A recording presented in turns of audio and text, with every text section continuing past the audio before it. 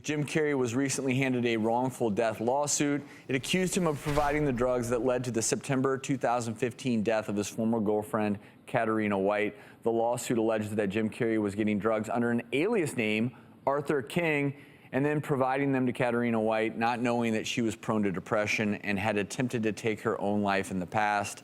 This was a lawsuit filed in Los Angeles by Mark Burton, who I guess was married to Katerina White when she died. The suit itself alleges that Carrey supplied her with prescription drugs obtained under this alias.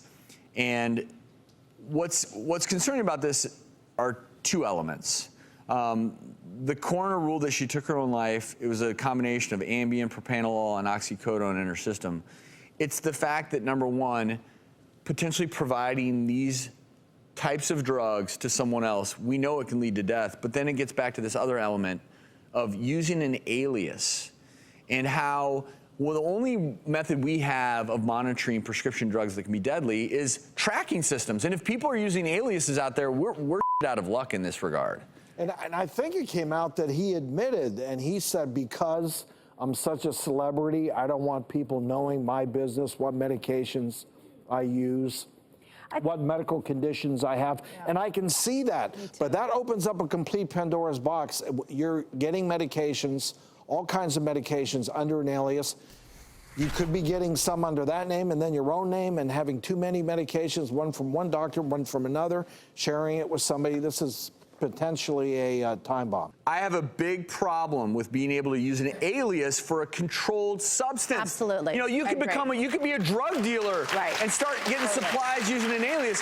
If anything, I would be more accepting of using an alias. Let's just theoretically say that you were being treated for an infectious disease. For sure. You know, and you were taking antivirals for it, and you just didn't want that to be leaked to the public because you are a famous actor or you're the president. I understand.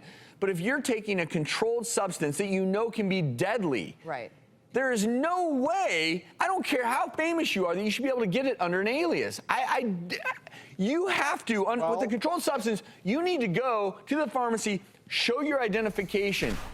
Then they can track in their system. How many of these have you had filled? What doctors have prescribed them? What emergency departments have you been to? Because otherwise, more deaths are going to happen.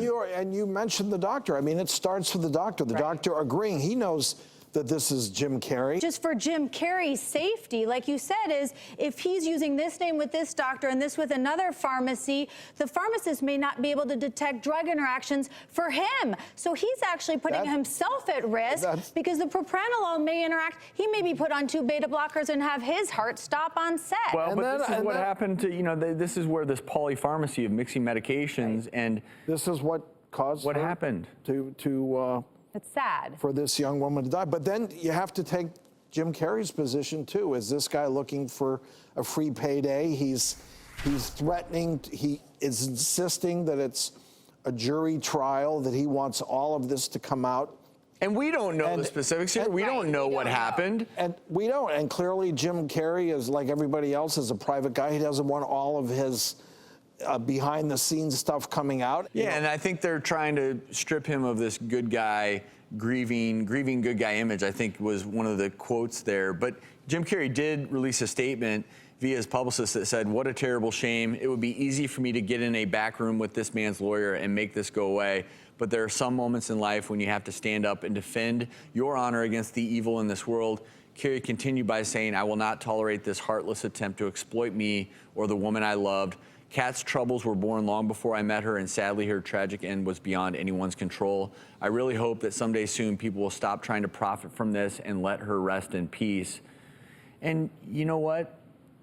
That may very well be exactly how he feels. And and that's what makes this so difficult, because you can't forget the one thing that happened here is someone lost their life, and they lost their life because of multiple problems in the system. And we need to correct those. And a mixture of controlled drugs. Yeah.